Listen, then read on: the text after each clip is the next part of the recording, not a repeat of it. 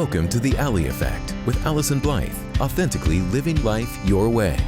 We all contemplate making changes in our lives that would allow us to live more authentically, but it can be hard to take action. Allyson is here to educate, equip, and empower you with the tools you need to start authentically living life your way. Get ready to eradicate your limitations and destructive patterns as you take full responsibility for your own happiness. This show is not just talk. It is conversation for profound self-awareness, acceptance, and appreciation, the key elements to stepping into the power as the creator of your very best life. The Ally Effect with Allyson Blythe starts now.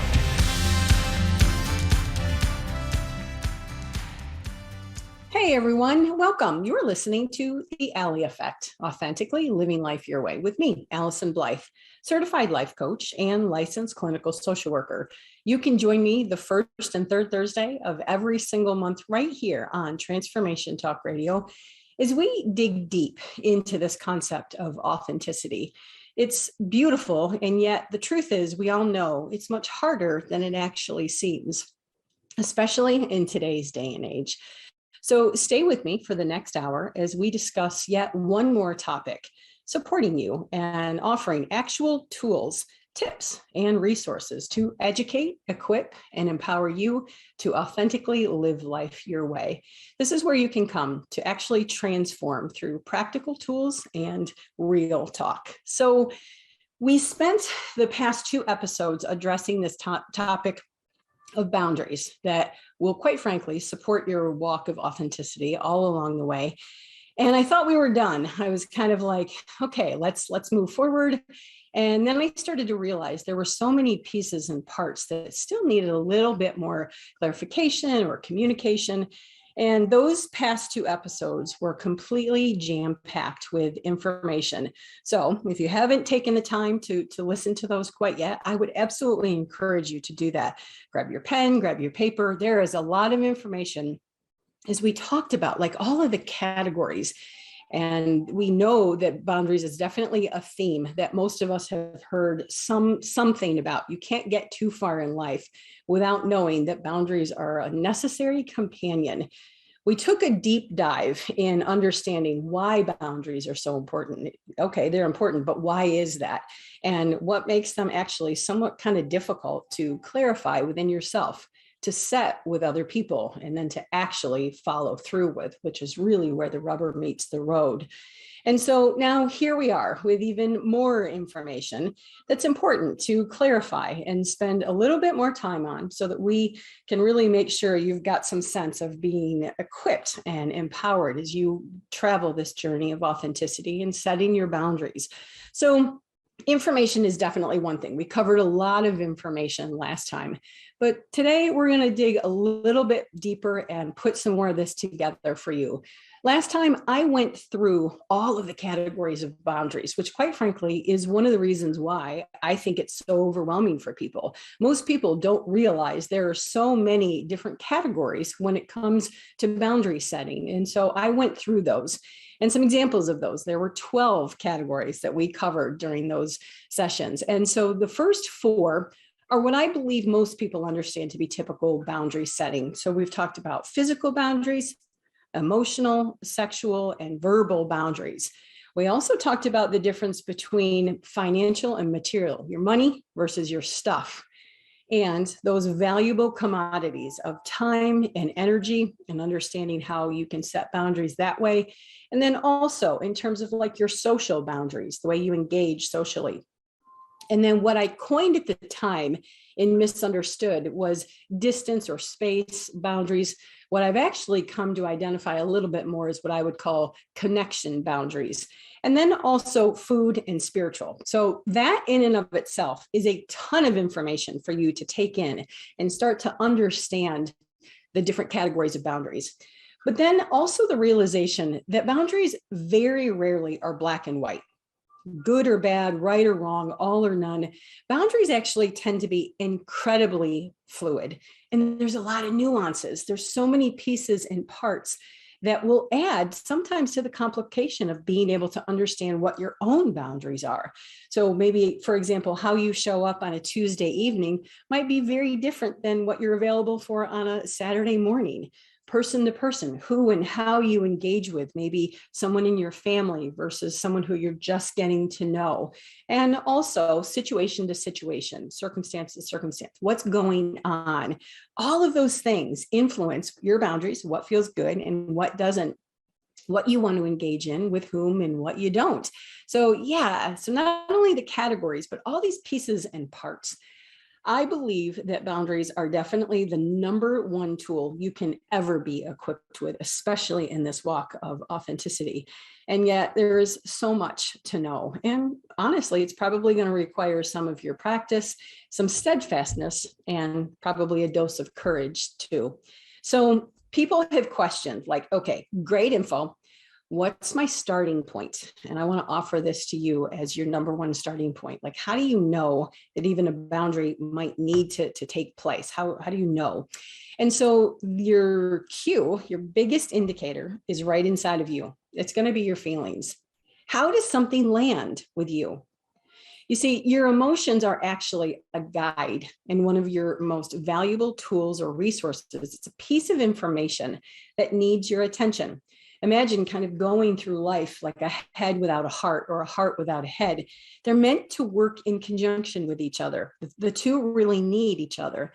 And so it is with emotions and boundaries. Learning to tap into how something actually feels and the way that different pieces influence how you show up and how you react to things. Are you someone who's just walking around exhausted? You feel depleted by something. When you see something pop up on your calendar, you just kind of just roll your eyes and automatically you're kind of irritated. Are you hanging out with people and going to places that you always have because you feel like it's something that you should be doing? You feel guilty to not do it, or you feel obligated? Are you doing the things that you've always done because you feel like you have to? Those are cues. Those are indicators. That energy level is an indication that something needs your attention. Imagine ignoring your physical cues, that if you've got a severe pain all of a sudden, or you put your hand on a hot burner and you just ignored that, you tried to suppress it, override the physical pain, or even worse, think, oh, I'm such a terrible person because I can't endure this. No, we recognize how much of a worsening conditions that would allow. The same is true with your emotional cues. They are trying to tell you something. And just like your physical cues should not be ignored, nor should your emotional cues. That's what leads people to that dreaded place of fed upness. So if you're learning to play, experience, and be curious about what your emotions are, that's going to be your starting point for learning how to set a boundary. You do have a choice. Believe it or not, it might be a hard choice, but you do have a choice of whether or not you're going to learn to respond and to respect those emotional cues and use them as valuable pieces of information, indicating the need for a boundary. Remember, they are meant to work in conjunction, emotions and boundaries and those indicators that you are either headed in the right direction or you need to back up and maybe do something differently. And because you're walking this walk of authenticity, boundaries are a totally necessary companion. Knowing what's yours and what isn't yours to get involved with or to take on, knowing how or when to step away from someone or something that's really not in your best interest. And then the opposite's true too, how to say yes to things and really seize opportunities that are right for you. It's important to understand your preferences, to know what you like, know what you don't like, to understand your specific needs, and ultimately take full responsibility. That's kind of the essence of being this healthy, authentic adult, because it puts you in the driver's seat of your own life. Boundaries are your critical life skill that can shape the course of your life, your happiness, and definitely your well-being in both your personal and your professional life. Don't leave your boundaries at home when you're headed out to work. You need them even more probably in that capacity. And definitely the health of your relationships, no matter at what level, intimate, just even acquaintance. And yet what I find, and maybe this is relevant to you too, so few people are doing it, right? And many of us are not doing it in a very healthy way. And just because the word boundaries is pretty commonplace, It doesn't mean that everyone knows how to do it. You can see all of the complicated factors, the details, and the struggle that can go into setting a boundary, clarifying all of those nuances and pieces and parts, asserting them, speaking up for yourself, and then following through with them. You see, you start to kind of go, whoa, this is some work, right? So I want to revisit. Last time I found myself kind of rushing through this category, and it's come up several times. Just even the past couple of weeks, I've noticed in my sessions, this category is coming up more and more and more. And it's what I did refer to in Misunderstood as like your tech or spatial boundaries. What I've come to really tweak that word, I really see this as a connection boundary. What is it that helps you feel most connected and most supported in your relationships? Any relationship, your partnership, your friends, your family, acquaintances, neighbors, it doesn't matter. What helps you feel most connected and supported? The reason I think this one is so fascinating and it's coming up more and more is because it's really a brand new category, I think. You see, we have a world of tech these days. We have this expectation more and more of this instant gratification. We've got social media, which is such a public platform. There's these new methods and ways to, what I'm going to very loosely say, to connect, to share information, and to communicate.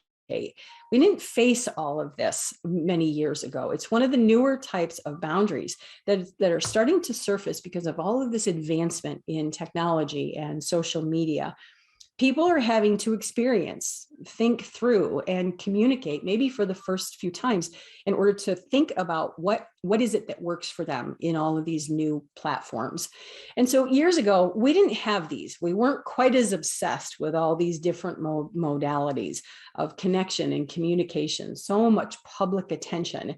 We naturally had to wait for feedback and interaction with people. And so there's just a different dynamic that's surfacing with all these boundaries. Texting alone can create so many issues. Are you the person who sends a page-long text and really identifies that as communication? Are you someone who thumbs up, or you do an okay? What about the time of day that you text, or how much, or do you regulate your notifications, or do you expect other people to kind of just know when to text and when not? What's the frequency or substance of your texts, right? That in and of itself is a category. How about emails or phone calls? I have some friends who would rather poke their eyeballs out than sit on the phone with someone, and yet other people who just get in this dreaded text exchange. What about leaving a voicemail or not leaving a voicemail? What if someone calls and doesn't leave a message? Do you call them back? Do you not call them back? It's so weird to be thinking about and talking about these categories, and yet they're very much a real dynamic in our world. Have you thought through and really become clear about what you want in this level of connection boundaries? Social media with your likes, your loves, who you follow, who you snap and chat with. Like, it's so significant for you to spend some time to think about. Are you a quality time person, or are you kind of quantity? Do you like group settings or one-on-ones? As silly as this may seem, the reason this is such an important dynamic to consider is because these boundaries are deeply connected to a sense of mattering, connection, and belonging, which are core human needs. So please don't dismiss, like we're talking about social media for real, like those are boundaries. Yes, they are, because they're a deeper reflection of how we most feel supported and loved. And no one can know from the outside in what's okay with you and what's not. It's just one more example of why boundaries can be so complicated at times. Some food for thought. So you're listening to The Ally Effect with me, Allyson Blythe. And when we come back, we're going to talk even more about these categories of boundaries and helping you understand even more of these pieces and parts. We're going to take a quick break, and then we'll be right back.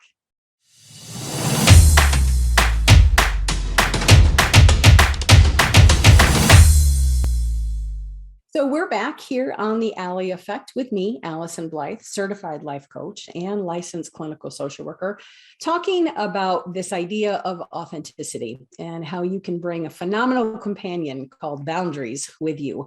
Before we go too much further, I want to make sure you know how to be in touch with me. Lots of different ways to do that. I still have a good old landline, which is 859-341 7773. You can always leave me a message there. If you want to check out my website and all the info I have on that, it is AllysonBlythe.com, and email. I check that all the time. It's AllysonBlythe@live.com, and any social media platform, you can find me at Allyson Blythe Life Coach. So here we go. Let's go even further with some of this concept of boundaries. We're going to do some fine tuning with this big, wide open picture of boundaries, knowing that understanding, communicating, and following through with your boundaries are all really imperative pieces of this big puzzle for you to be able to maintain. To me, it seems impossible to show up in the world in any type of authentic way without having some solid sense of who you are, how you want to interact in the world, who you want along with you along the way, and the things you want to be doing or not doing in your life. I also know that navigating the course of boundaries can feel like a lot, especially if you're brand new to this journey. There's a lot of social, cultural, familial, and definitely spiritual training and reinforcement about what a good person should do or shouldn't do. There's a lot of expectation about how you should be showing up in the world. A lot of these are learned responses, and it can be a lot to rewrite them, and it may take some serious practice, commitment, and even effort to reestablish yourself in all of these well-rehearsed patterns and relationships. We'll talk about that in just a little bit. And if you're feeling pretty uncertain and overwhelmed, maybe even a little bit tentative, like this is a lot to chew on, I hear you. Let me step in and offer you a little bit of support and assure you that good or bad, you are not alone in this.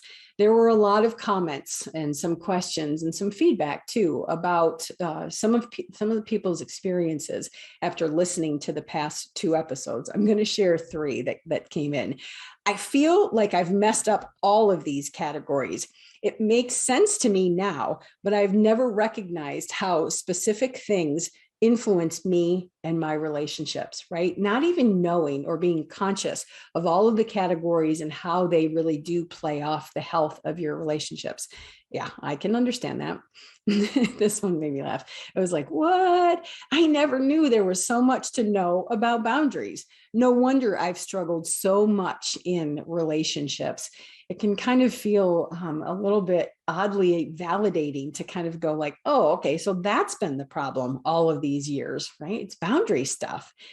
And then finally, this is revolutionary to me. Being in the world has always been pretty challenging for me. I can kind of relate to that. I find dealing with people a lot to be a lot. For the first time, I have a guide and some direction about how to navigate all of this. And so I was feeling pretty hopeful after all of that, kind of this realization that though it is a lot, I assure you that these are tools to be able to support you in knowing how to do this thing called peopling with so many different interactions in the world. Since there is so much to know and so many nuances with all of these parts, let's keep going to show you how you can actually strengthen your understanding of and hopefully your ability to be really clear in setting pretty effective boundaries. Sometimes people start getting all gung-ho. You learn a piece of information and you're kind of like, yeah, I'm ready to do this boundary thing. Maybe you recognize yourself in some of these patterns. You're starting to feel a little hopeful like the last person, and you recognize, yeah, I have definitely been fed up in my life. I'm ready to do something differently. But it reminds me, this trek of the journey starts to feel a little bit like a New Year's resolution. After a while, the vigor starts to wear off, right? You start to wonder, what the heck was I thinking when I started this journey process or this boundary process? Like, what in the world? You made a personal commitment and now it's starting to wane a little bit. And as much as back to that New Year's resolution of maybe going to the gym or losing weight, as much as you want to lose weight, and as great as those, awesome new workout clothes may seem, and as expensive as that membership was, it's really hard to stick to the process It can be kind of painful. It takes a lot of time. You got to get out of bed. You got to go like do the workout. You got to go do the thing. Maybe you're even realizing you have to change your habits, your friends, and the things that you used to do because you're so minded about trying to stay healthy and really maintain a certain lifestyle. And then you start to think, what in the world was I thinking? This is way too much of a hassle. It's easier to stay in bed. It's cold outside these days. The gym is really crowded. It's such a hassle. Maintaining a healthy lifestyle can be a real hassle. And so then you start to justify, I'll try again tomorrow. And so it begins, or actually, maybe I should say, and so it remains, right? Because that's where staying in the familiar is very easy. As painful as the familiar is, it's actually very easy to stay there because it's familiar and we know what to expect, even as painful as it may be. A commitment to setting boundaries can be very much like that. It takes time, effort, and consistency as much as maintaining a healthy lifestyle. And yeah, it can absolutely be a hassle. It takes sometimes a very long time to see any type of reward or payoff. It certainly may result in some type of pain, conflict, and even seemingly worsening conditions. Have you ever left the gym going, oh my gosh, you can't even move the next day? Sometimes setting boundaries, it can be painful. Conflict can sometimes escalate, and you might be questioning, why in the world did I even agree to this? Is it really worth it? I assure you, just like maintaining and committing to a healthy lifestyle, I absolutely assure you that it is worth it. And I also want to acknowledge that there may be times when you become weary, when you start to wonder, like, am I really doing the right thing? Your health, your well-being, the satisfaction of your life are absolutely worth it. And I will also say that it is quite a process. It's important for you to make up your mind. I have written on a sticky note, I have it sitting on my desk, and it says, stay the course. My challenge to you is when you make up your mind to start setting these boundaries, I will encourage you, stay the course.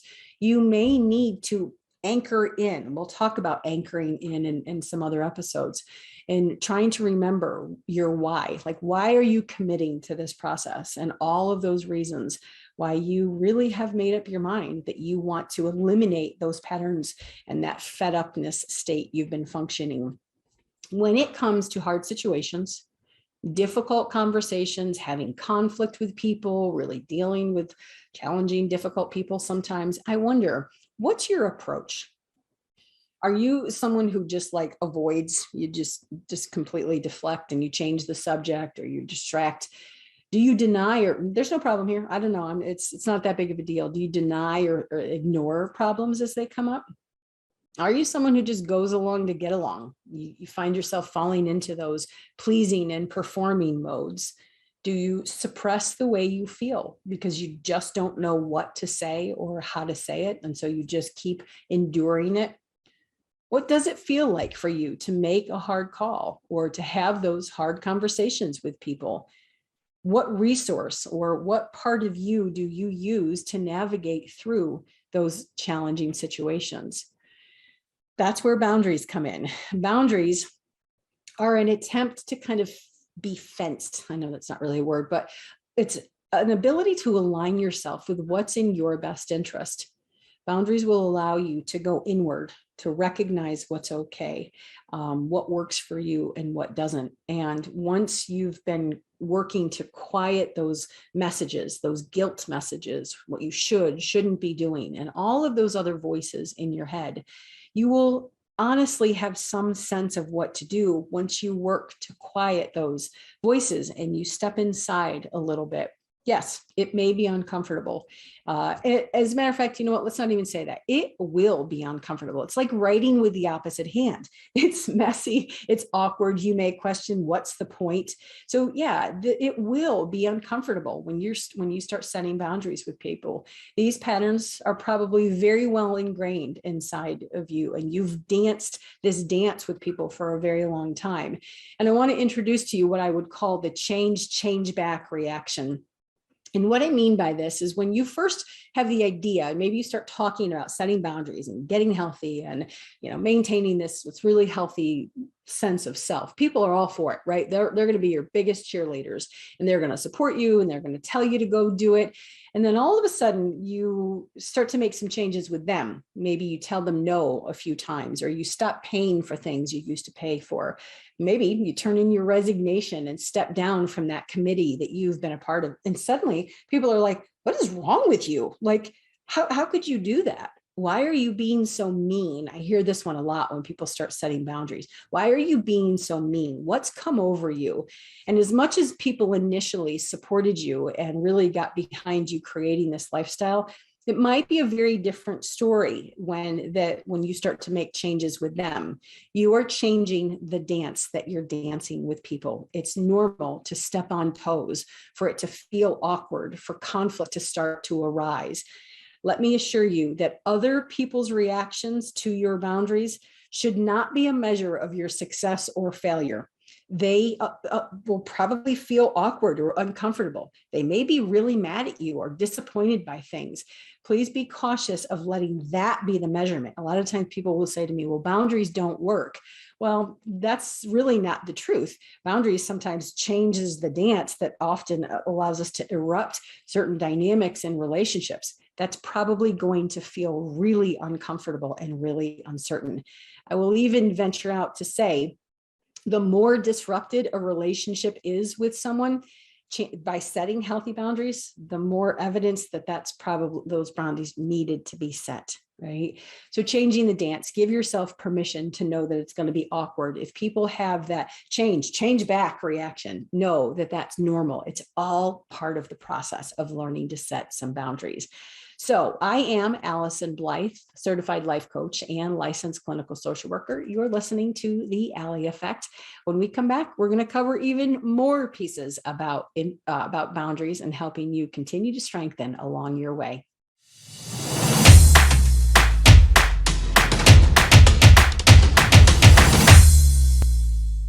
So we're back here on The Ally Effect, Authentically Living Life Your Way, with me, Allyson Blythe, certified life coach and licensed clinical social worker. Today, we're covering yet a third session on boundaries and helping you understand and be able to fine tune. We're going to hone in on some of these boundary dynamics to be sure you are as educated, equipped, and empowered as you possibly can be as you walk this walk of authenticity. So I wonder now, how are you holding up all of this information that we've covered, all of the details that go into setting boundaries, clarifying them, understanding the pieces and parts and why your insides might shift about how you feel, and then your ability to withstand other people's feedback and input about the boundaries you're trying to establish. There is a key piece that is really important in setting boundaries. And it has to do with your ability to follow through with how you're going to respond if a boundary is threatened. Now, a lot of times people will try to set boundaries like you can't and think that they set a boundary. The truth is that boundaries are really about what you are going to do differently. It has very little to do with the other person. It's not quite enough to say something about a boundary, like you can't or you have to. I'm not going to put up with that. Boundaries really are about your willingness to follow through. Are there people, places, and things that you need to make some hard decisions about? Maybe you need to step away. Maybe you need to be a bit more firm, more direct about something. Maybe there's areas where you need to let go and detach or completely walk away if necessary. It's important to consider where you are along that continuum, what's in your best interest. And yet very few people stop to think about, they just continue along these patterns, this autopilot that we've talked about before. People just keep doing the same thing over and over, wanting other people to actually change. We're going to talk about healthy, direct ways to begin to set boundaries with people. In Misunderstood, I wrote about some patterns. I wrote about a wild swing, I refer to it as. Like on one level, there's this thing that I call weapon words, and we'll talk a little bit more about weapon words. And then people who tend to swing all the way over here to what I would refer to as watered down words, like watering, and sometimes like even referring to them as like wimpy words. It's this pendulum I watch people ride when they're first learning to set boundaries. Rarely have I ever found someone, maybe you'll be the first, I certainly wasn't the first. Rarely do people land that golden sweet spot. I refer to it as Goldilocks, like that Goldilocks moment where people are just able to deliver this beautiful, perfect boundary. People get fumbly. It's like a child learning to walk. It's so awkward in the beginning. And sometimes people swing really harsh and reactive. Maybe you have been fed up and you have this strong reaction to someone or something. And then the other side that I see often is that people are kind of on the really watering down, a pretty diluted message. And so maybe this is something that you can relate to. Let's talk about each side of this swing so that you can recognize if you find yourself riding this wild ride of this pendulum. Let's see if I can help you land a little bit more of a sweet spot. Watering words tend to be ways like, maybe you're feeling a little bit scared, you're tentative, you're newer to boundaries. You don't want people to be mad. You don't want to look like, a terrible person. You don't want to hurt people's feelings. And so by the time you actually muster the strength to say something, it comes out really wobbly. Some examples of watering down would include, just the idea of not wanting to make anybody mad. You don't want to look bad or seem selfish. This is a theme I hear so much in boundaries, is that people will be like, I'm afraid to be selfish. And I absolutely want to make a line here and say that there is a huge difference between self-care and being boundaried versus being selfish. These are the ways that you are diluting your message and kind of watering or softening them down. So an example of this would be several examples. Hey, listen, if it wouldn't be too much trouble, I want to leave around 5. Okay, can you see the wobble or the wimpy in that? Like it's not very firm or direct. Another example might be, listen, I don't want to bother you, but I would rather stay in tonight. Okay, there's like this passivity hinting or suggesting towards what you want. Here's another one. I'm not going to the party. I hope you're not mad, right? Like, oh, you were almost there. So it's ways that people approach boundaries, but then they do this thing that makes them watered down. Okay, we'll say it that way. And so but remember, this isn't pass fail. I would rather you try to say something and get your message through, and we can work to help you kind of solidify and strengthen a little bit, but you can see how diluted these are.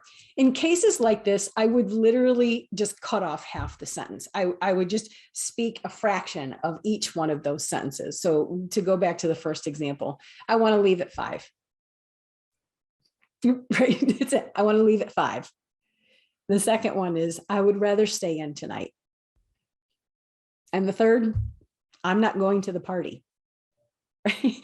We often feel like we have to add so many words, justifications, right? There's a difference between an explanation, which is like this much information, versus this justification where we're trying to talk people out of being mad or thinking we're awful. Like you can offer an explanation to something. I'm not going to the party. I actually need to stay in and rest. Okay, that's just an explanation. But do you see that there's no wobble in those? Each one of those statements are incredibly solid. They're not watered down, and there's not a lot of wiggle room or passivity in any of them. And on the other hand, they're not rude. They're not aggressive, demeaning, or disrespectful in any way. They're just direct. They're very clear, and they're very concise. This may be different for you, but it's important for you to understand that there's no need to buffer your needs, your preferences, what you like. It's really okay to just assert them. In the beginning, I will encourage you. This is a little guideline. You can take this or leave this. You can use this to whatever extent. In the very beginning, I would encourage you that less is more. say less. I think people start to get wobbly when they start to add too many words. I think that's when the watering down starts to happen. So I want you to think clear, concise. If you have a tendency to get wobbly and do this swing, then be mindful. Less is going to be more. Now, let's talk about the other side, these weapon words. And I have to be honest, this was a little bit more my MO when I was first starting to set some boundaries. Maybe you've recognized, like, you know what, you have just had it and you are fed up. And before you know it, you start to speak and things start flying out of your mouth and it is just ugly, right? You begin to unleash and unravel all of that emotion that starts to come in. I have definitely had some moments like that. Basically, you wait too long. And by the time it comes out, it's just slayed with these weapon words. And what I would say is that if you are engaging in the weapon words, chances are you've probably waited too long to speak up. Something happened or didn't happen. Someone said something or didn't say something. And man, that stuff is just festered inside of you. So by the time you actually speak up, you are just reacting. And it is so incredibly foul by the time it comes out. And these types of words or phrases tend to be very heated. They tend to be very reactionary and often pretty extreme. They tend to be based a lot on just raw emotion and probably even some history that you have with this issue or with this person. And sadly, they do so much more damage than they do good. So some examples of weaponing would be threats or accusations that you make. Maybe ultimatums. Those can be, it's if you're boundaried and you really mean it, and this is, then that's a boundary. But ultimatums sometimes are like the way that we try to force someone into another behavior. Maybe name calling or cussing. Cussing, you can take it or leave it, but the way that you're using it. And then extremes. If you're in language of like always and never, chances are you're probably weaponing. And then sarcasm. And if you've listened to the top 10 things of what not to do in communication, if you're a weapon person, or you know what, that might be a really good starting place for you too, to understand what are the ways that you might be kind of ineffectively communicating. But sarcasm is one of those top 10, a real wild way for you to kind of poke at someone in a more passive aggressive way. Maybe you have a tendency to go too far and you've waited too long. Be really mindful of your weaponing words. We talked about your feelings being cues and indicators, just like your physical cues. Like these are some examples of that if you've waited too long and you haven't been honoring and paying attention to what your feelings are and what they've been trying to tell you, that's where self-responsibility comes in. You've got to own it, right? Like, yes, this person might have been doing these things, but in some ways you've probably allowed that to happen. If you are swinging wildly on this pendulum, something deeper needs your attention, maybe before you ever begin to speak up. Though the swing is really normal, also know that it might not be the best time or way to actually set a boundary in that. You might need to kind of settle your swing, practice what you want to say, get to the heart of some of your emotion before you actually have that conversation with people. It really is important, this tool of self-responsibility, which we'll talk even more about, but self-responsibility, beginning to own. If you've allowed too much, if you do have a tendency to get a little watery or a little wimpy in your words and you haven't really cleaned up or cleared up your message, this is where you can start to take some responsibility. Tighten yourself up a little bit and work on getting a little bit more. It's like having, all that flab, sometimes we just got to tighten up a little bit with the words that we speak and the message we're trying to deliver. If you've had some tendency to overswing and you really have been weaponing, probably need to be accountable for that and work on cleaning that up too.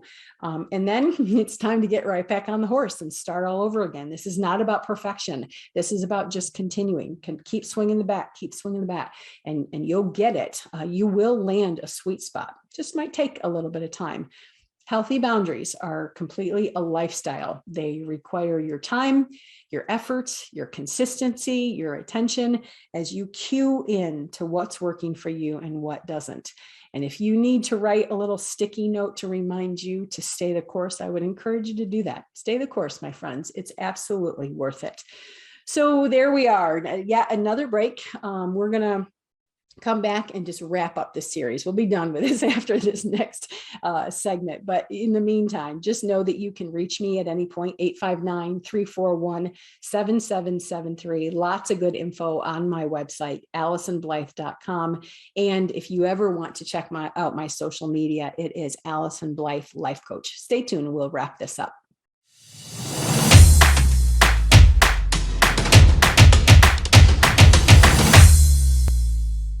We're back here on the Ally Effect, Authentically Living Life Your Way, with me, Allyson Blythe. And we are covering this topic. We are covering it back and forth and up and down, and this topic of boundaries. And during the past 2 episodes, we've talked about all of the categories. Do yourself a favor and go back and learn each one of those so that you can have an understanding of what it is that we're talking about and why there are so many different pieces and parts of all of this. We're taking this apart a little bit more to help you tighten up and strengthen the way that you navigate through setting your boundaries. I want to squeeze out just a little bit more while we've got the chance. Remember that we talked about that change back reaction, and we talked about changing the dance and how awkward it can be sometimes.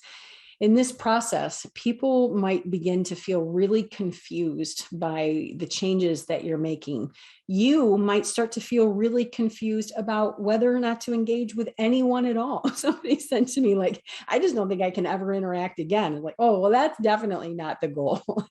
If that's something that you're kind of feeling too, like, oh my gosh, no wonder we're all colliding into each other.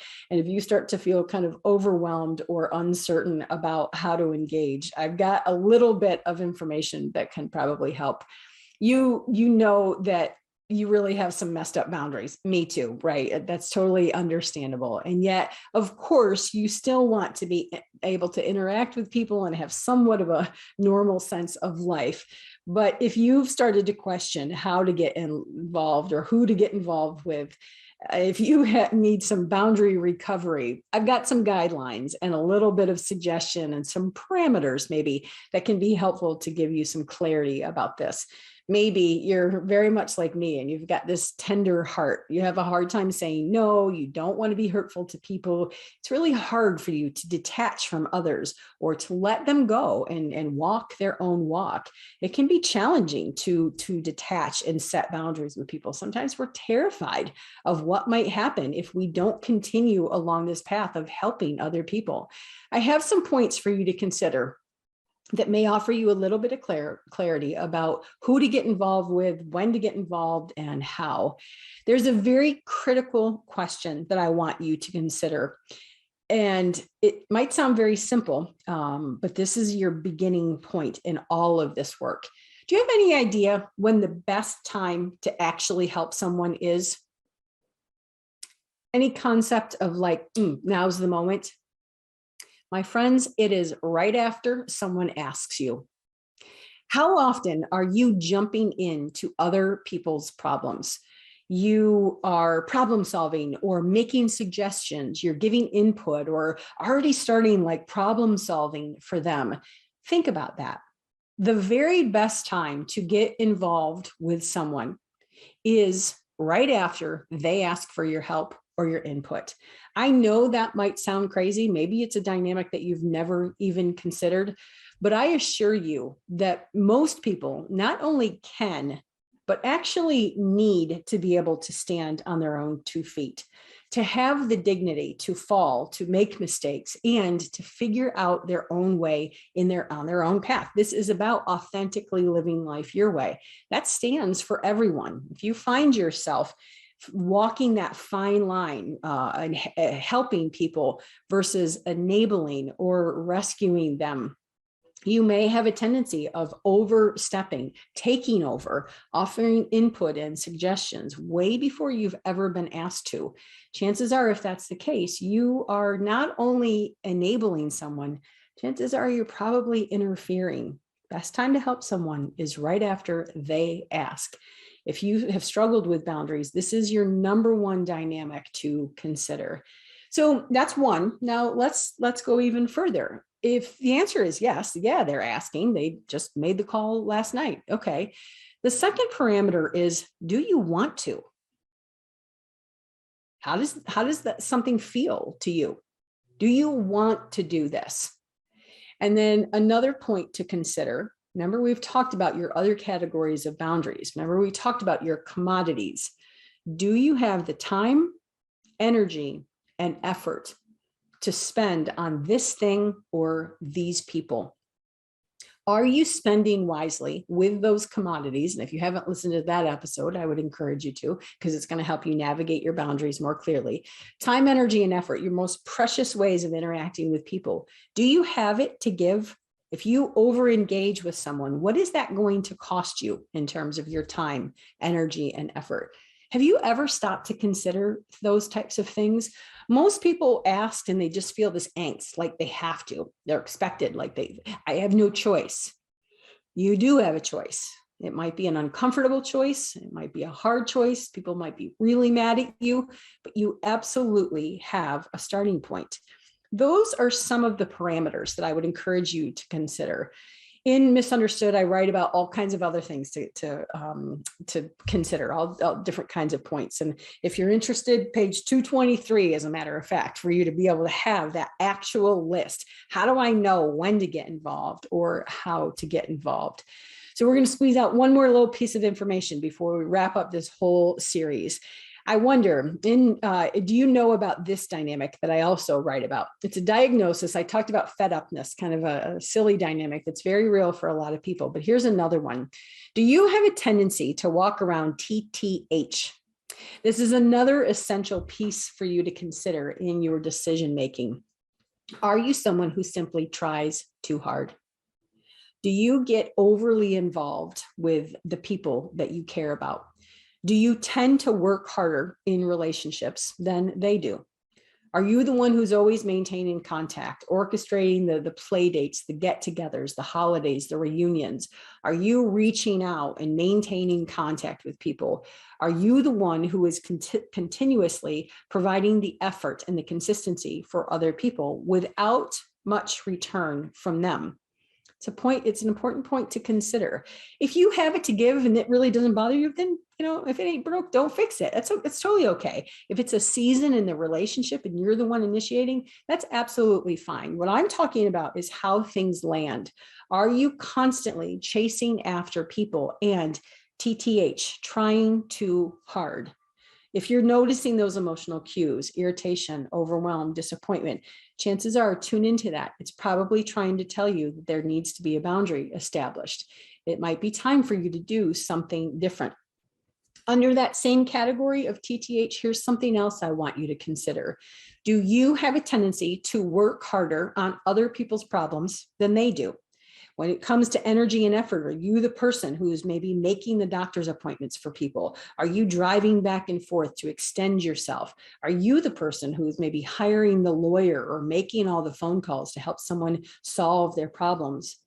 Are you the one who's up all night and losing sleep because you're worried about what's going to happen to someone else and owning some of their consequence?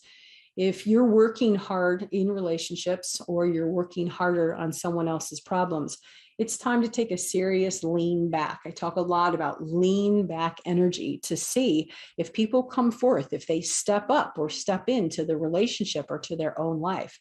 This is absolutely your chance to wake up and to do things differently. So I think we need to end, right? I just feel like there's so much. I won't come back with yet a fourth dynamic about boundaries, but I feel like we could. It's kind of an endless topic. There is so much. We have covered so much material. And this is absolutely one of my favorite series because I think it helps support you in this journey of authenticity, knowing how to do it. And maybe you will find the wobble, maybe you'll find the weaponing, and maybe you will have a lot of conflict with people as you do this change back. I just assure you that it is well worth it. And I absolutely encourage you to stay the course in all of this. If you want to get your hands on Misunderstood, you can go to my website, AllysonBlythe.com, and pick up your copy there so that you can actually have the material available to you. There's all kinds of pieces and deeper information in that. It's a pretty powerful guide. So stay the course, my friends. I definitely assure you it is worth it. If you want to contact me, please do so. Send me an email. That's that's the easiest way. Allyson Blythe at live.com. If you just need a consistent boost, follow me on social media, which is Allyson Blythe Life Coach. I want to thank you sticking with me, staying the course with this process. I want to thank you for joining me on the Ally Effect, Authentically Living Life Your Way, as we continue to walk this path of authenticity. Feel free, join me the first and third Thursday of every month on Transformation Talk Radio as we continue to support one another and have some real talk, tools, tips, and resources to educate, equip, and empower you in this path of authenticity. Have a great week, my friends. Thanks for being here. Thanks for tuning in to the Ally Effect with Allyson Blythe. The moment you decide to take control of your own well-being, you start the journey of authenticity. Tune in next time for more empowering conversations and practical tools to help you shed your fear, worry, comparison, and less than beliefs. Stick with us as you step into the driver's seat and head off onto the road of success and happiness. Your best life awaits.